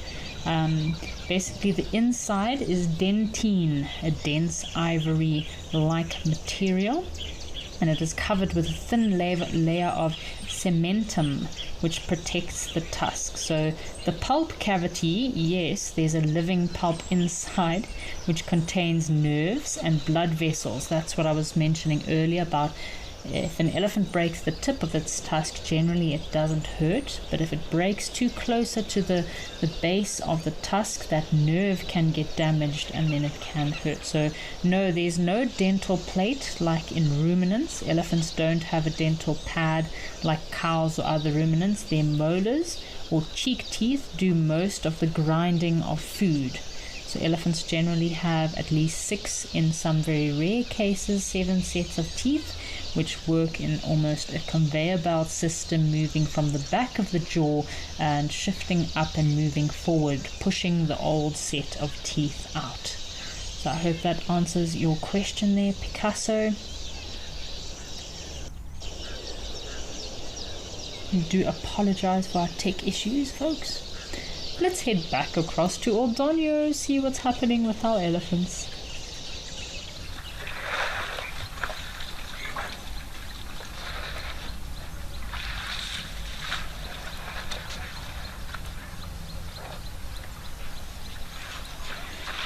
So we've still got our big elephant bulls here at Oldonio, while the very sneaky zebra tried to come in for a drink, and I think we were chatting about Mr. Wonky Tusk's tusks. So have a look, Shame. He's a little bit hindered in his ability to use his trunk because his one tusk curves in front of his trunk there. And while we have our zebra here, King is asking, do zebra stripes start from one point or the same point? So quite interesting. I won't say zebra stripes really start from the same point, so they don't all start from exactly the same point.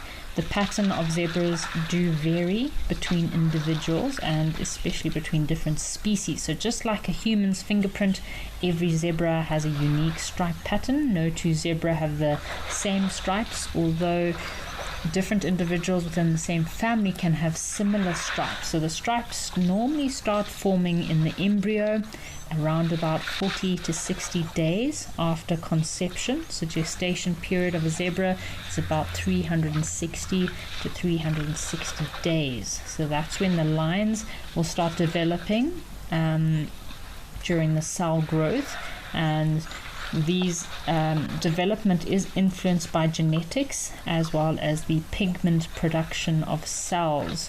So the orientation starts at a point varying. So while zebra have a central line normally down the spine, the lines seem to curve downwards around the belly, and there's a few junctions where their stripes do meet, for example on the shoulder and also on the cheekbone.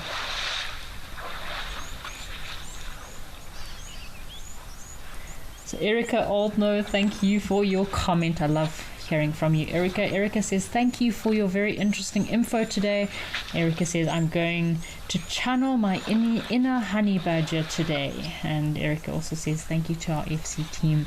Yes, Erica, I think when you're having one of those rough days, it is always great to channel that inner honey badger.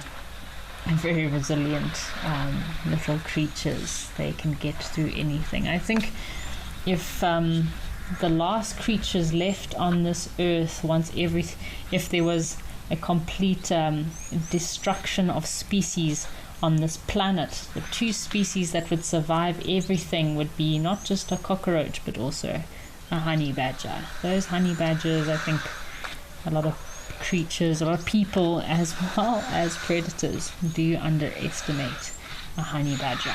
And that very loose skin of theirs on their neck and on their bodies makes it difficult even for lions to grab them or bite them with their teeth, because their skin is just so loose. You end up grabbing onto the skin, but you can't actually grab onto a honey badger, and I'm sure that does help them get out of a lot of rather tricky situations.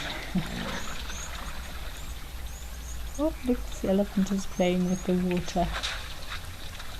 So have a look here. You can see this elephant tusk on the left hand side. It's obviously chipped, broken off.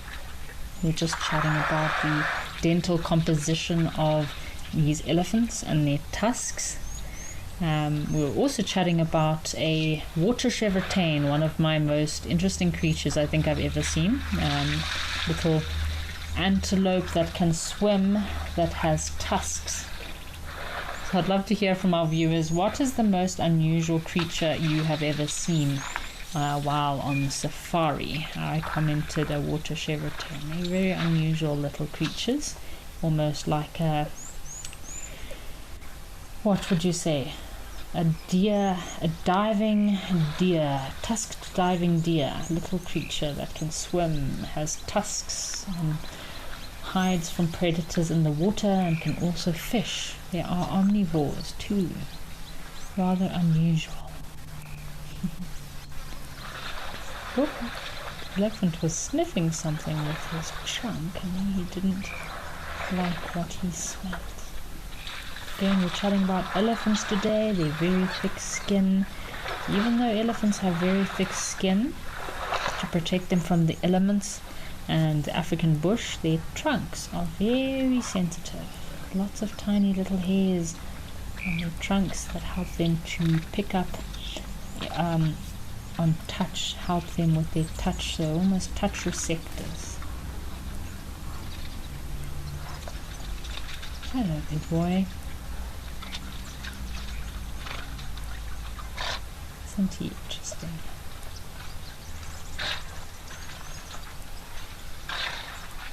Chatting a lot today about butterflies. You can see a lot of butterflies flying around here. Mordanyo as well. Love, as soon as the rains arrive, it's almost as if every tiny little puddle or any little spot of water attracts many different butterfly species.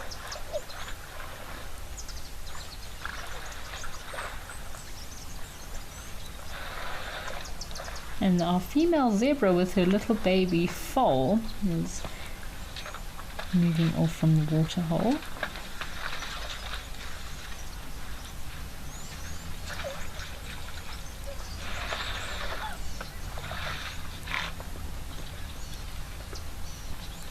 I think one of my favorite butterfly species has to be the swallow-tailed butterflies. I do love those swallowtails. Oh, zebra are chasing something. So swallowtail butterflies are, I'd say, one of the more common butterfly family groups. In Africa, you get the citrus swallowtail, your African swallowtail, mostly found anywhere between forests and savannas. They have these long tail extensions, or hind wings, and that's where they get their name, swallow-tailed butterflies.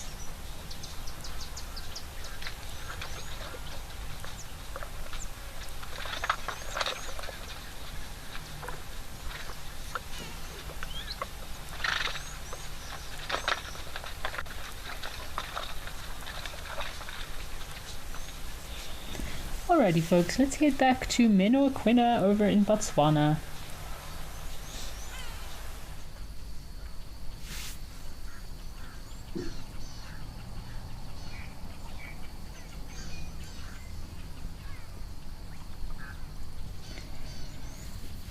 Seems like this little watering spot here in Botswana is constantly filled with a string of elephant bulls that are constantly moving in and out looking for food. We got a comment from a Badger Bud, says, don't forget to mention a badger's intelligence will stand him in good stead in end times. Yes, Badger Bud, I think those honey badgers, there's a lot that we can learn from them. So honey badgers are also known as ratel, can be found across sub-Saharan Africa. Stocky little creature, normally weighing anything between about 7 to 14 kilograms. I do like their little two-toned color that they have, black and grey. They're normally solitary and mostly nocturnal, very active during the night, but you can see them out and about during the day. Famous for their fearless, ferocious character. They can even climb trees and swim. I mean, what more do you need? One little creature that has it all. So they are omnivores. They'll feed on anything from bees to insects, small mammals, birds, eggs, reptiles, and even fruit. So I mean, the honey badger are famously known for being able to tolerate high amounts of venom. So they can be stung by thousands of bees while raiding a hive, and they just go and take a bit of a cat nap. Their system kind of neutralizes and deals with the venom, and then they're up and off they go. So I won't say they are immune to the venom of snakes and the sting of a bee, but their systems are able to digest and process this venom and remove it from their system. So intelligent, incredibly intelligent little creatures. And they even give elephants a run for their money. So they are nicknamed the world's most famous creature or fearless creature. And it's not, it's quite common that you see them attacking large mammals. They can also have a good sense of smell, so they can smell a beehive for quite a few kilometers away. So Willow, no, I've never seen a honey badger raid a beehive in broad daylight, but they do raid beehives during the day, and they actually work in kind of in cahoots with the honey guides. So honey guides love to feed on the wax and also the larva from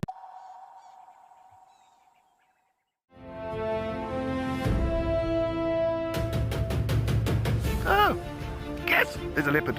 I've got a leopard here. My name is Cedric, and behind the camera with me we've got Muscles and Paul. Well, it is Feline Friday.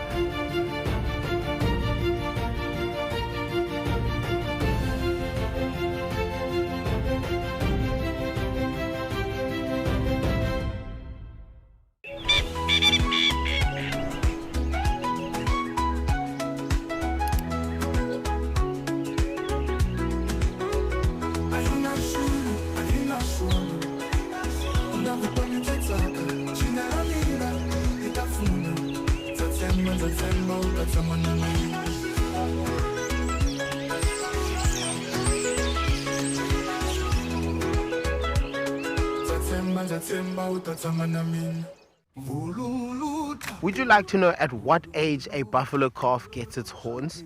These are questions that you can ask me in real time. Our safaris are live and interactive here in the heart of Africa.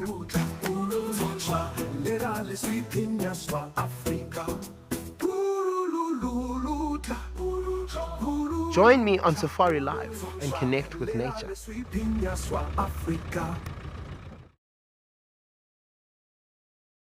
Join our expert guides at dawn for a live, immersive safari as the bush comes to life. Found ourselves a chameleon, and look how he's changed color. Every sunrise brings new discoveries. Pound for pound, a leopard is one of the strongest cats around. Ask questions, share your thoughts, and connect with nature live and in real time. Great excitement, great happiness. Start your day with adventure.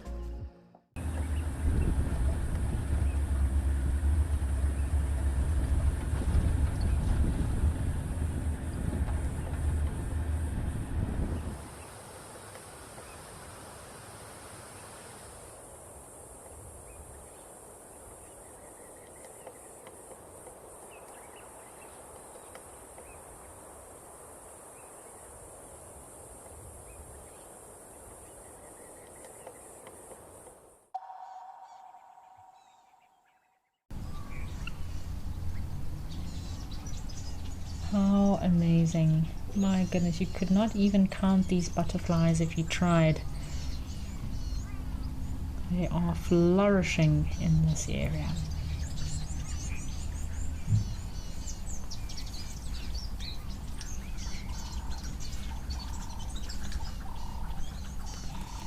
It's interesting if you have a look at these elephant tusks here in Botswana compared to some of these big tuskers that we have been watching over in Oldonyo in Kenya or even in Tembe. It's amazing to me how you can see the different tusk formations and also different tusk lengths and structures in the different locations. So in Namibia, for example, as I mentioned earlier, it's a very dry environment, so the elephants' tusks in Namibia are generally quite short and stumpy and often cracked and broken because of the dry climate that dries out and cracks their tusks quite easily. Obviously, food is not very abundant in Namibia as well, so elephants will put extra pressure on their tusks, which they end up breaking their tusks. So that results in them having quite short, stubby little tusks compared to your larger elephants, for example, in Tembe. These elephants. I feel like some of these elephant bulls are patiently waiting their turn to have a nice drink from the fresh water source here. It's the main outlet of where the water is coming from, is much cleaner, and that's what these elephants prefer, to drink cleaner water rather than the stale, old, stagnant water.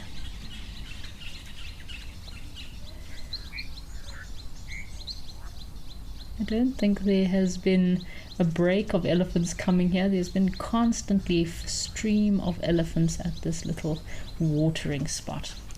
Well, folks, unfortunately it is coming to that time. I hope you have a lovely Wednesday, and I will see you tomorrow.